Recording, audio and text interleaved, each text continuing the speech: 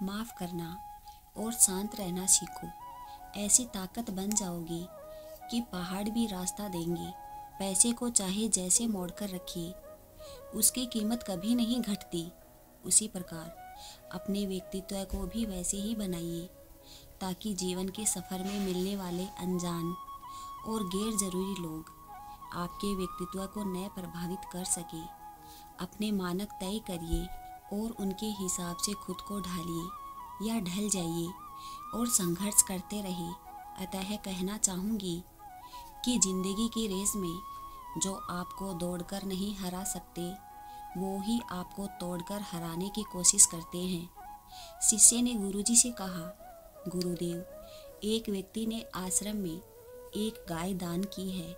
गुरुजी ने कहा, चलो अच्छा है, दूध पीने को मिलेगा।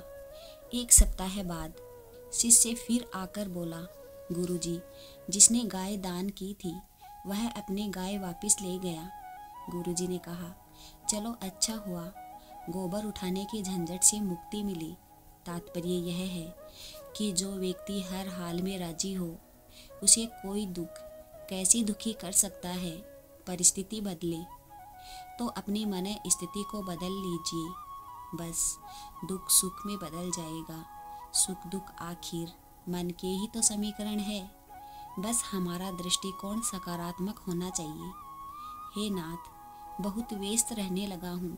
पता नहीं अच्छे बुरे कितने तरह के काम मुँह बाए खड़े रहते हैं और मैं उन्हीं कामों में खोया रहता हूँ। भूलने लगा हूँ आपको। रात और सुबह की प्रार्थना भी तो सिर्फ वाणी से ही कर पाता हूँ। हृदय का संयम कहाँ हो पाता है। प्रभु, अब आप ही संभालो।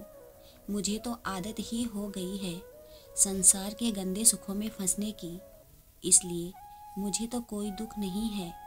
लेकिन यदि आपका एक बच्चा हाथ से निकल गया तो आपकी कितनी हानि होगी।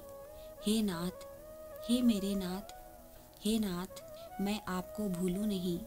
एक बार श्री कृष्ण एक भक्त के घर स्वयं पधारे। भक्त से श्री कृष्ण ने पूछा, ये घर किसका है? भक्त ने कहा, प्रभु आपका। श्री कृष्ण ने कहा, ये गाड़ी किसकी है? भक्त ने कहा, वो भी आपकी। फिर भगवान श्री कृष्ण ने हर एक वस्तु के बारे में पूछा। भक्त का केवल एक ही उत्तर मिला, आपकी। यहाँ तक कि घर के सभी सदस्यों के लिए भी पूछा। भक्त का फिर भी वही जवाब, आपके। पूछा, तेरा शरीर किसका है? भक्त ने कहा, वो भी आपका है। फिर घर के पूजा स्थान पर जाकर भगवान श्री कृष्ण जी ने अपनी तस्वीर की ओर इशारा करते हुए पूछते हैं, ये किसकी है? अब भक्त की भक्ति की प्रतिष्ठा को देखिए। भक्त आंखों में आंसू लिए बोला, सिर्फ ये ही मेरे हैं, बाकी सब तो आपका है भगवान। एक कथा सुनी है कि एक बार श्री रामदेव जी महाराज तीर्थ यात्रा पर गए हुए थे। यात्रा में कहीं पर एक वृक्ष के नीचे उन्होंने रोटियां बनाई और सामान में से घी लेने के लिए पीछे घूमे। इतने में ही एक कुत्ता आकर मुँह में रोटी लेकर भाग गया। नामदेव जी महाराज ने घी लेकर देखा कि कुत्ता रोटी लेकर भाग रहा है, तो वे भी हाथ में घी का पात्र लिए हुए उसके पीछे भागते हुए कहने लगे, हे मेरे नाथ, आपको ही तो भोग लगाना है, फिर रोटी लेकर क्यों भाग रहे हो? रोटी पर थोड़ा घी तो लगाने दीजिए। नामदेव जी महाराज के ऐसे कहते ही कुत्ते में से भगवान प्रकट हो गए। सब सोचते हैं कि हम अंत समय प्रभु का नाम ले लेंगे और मुक्त हो जाएंगे, परंतु क्या ये संभव है? क्या आपकी जीवा को प्रभु के नाम का अभ्यास है? जिसने जीवन भर प्रभु का नाम का अभ्यास नहीं किया, उसके लिए यह कैसे संभव हो सकता है? जैसे किसी चित्रकार ने पूरे जीवन चित्रकारी का अभ्यास किया, तो क्या आप उससे किसी खेल विशेष में पदक लाने की उम्मीद कर सकते हैं? नहीं, वह चित्रण प्रतियोगिता में अवश्य पदक ला सकता है, क्योंकि उसको उसका अभ्यास है। वैसे ही आप भी प्रभु के नाम का अभ्यास करें, क्योंकि अंत में वही काम आएगा, बाकी सब यहीं रह जाएगा। एक दिन भगवान श्री कृष्ण नदी किनारे बैठे हुए थे। अर्जुन ने पूछा, माधव क्या कर रहे हो? भगवान श्री कृष्ण ने कहा, इंतजार कर रहा हूँ कि पूरी नदी बह जाए तो फिर मैं पार करूँ। अर्जुन ने कहा, माधव पूरा जल बहने के इंतजार में तो तुम कभी नदी पार कर ही नहीं पाओगे।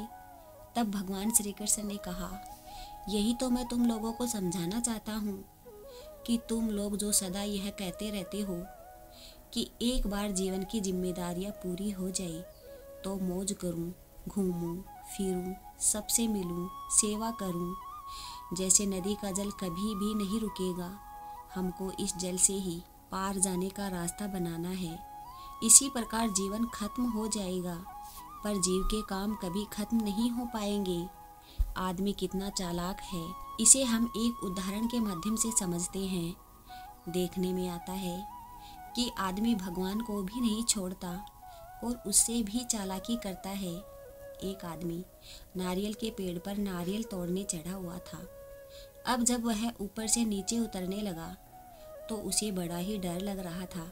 उसने मन ही मन भगवान से प्रार्थना की कि हे भगवान, सही सलामत नीचे उतार देना, तुम्हें 51 रुपये का प्रसाद चढ़ाऊंगा। जब थोड़ा नीचे आ गया तो उसकी नीयत में खोट आ गई। बोलता है, 51 रुपये का तो ज़्यादा हो जाएगा, 21 रुपये का प्रसाद ही बहुत है।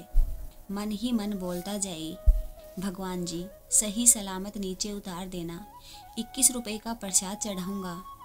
जब 10-12 फीट का नीचे फासला रह गया तो बोलता है, 21 रुपये का चढ़ाओ या 11 रुपये का चढ़ाओ, क्या फ़र्क पड़ता है?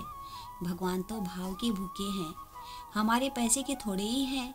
थोड़ा और नीचे आया तो कहता है, 1.25 रुपये का प्रसाद ही काफ़ी है। इतने में उसका पैर फिसला और वह नीचे गिर गया। वह बोला, भगवान जी प्रसाद ना लेना हो तो ना लो, पर कम से कम धक्का देकर नीचे ना गिराओ। ये है आदमी की चालाकी, वो भगवान को भी नहीं छोड़ता। जब आदमी मुसीबत में होता है तो भगवान को याद करता है, मंदिर जाएगा, पूजा करेगा, व्रत रखेगा, प्रसाद चढ़ाएगा और जैसे ही उसका काम निकला, तू तेरे रास्ते और मैं मेरे रास्ते। हद तो ये है कि लोग मंदिर में भी जेब से फटा हुआ नोट निकाल कर चढ़ाते हैं जो कहीं नहीं चलता। पर याद रखो, वो परमात्मा चालकों के साथ चालक और भोलों के साथ भोला है। वो हमारी सब चालाकी को समझता है और उसी के अनुरूप हमें फल देता है। प्रभु के दरबार में भोले भाव से जाओ। दुनिया में चालाकी चल सकती है पर उसके यहाँ नहीं। जय श्री कृष्णा।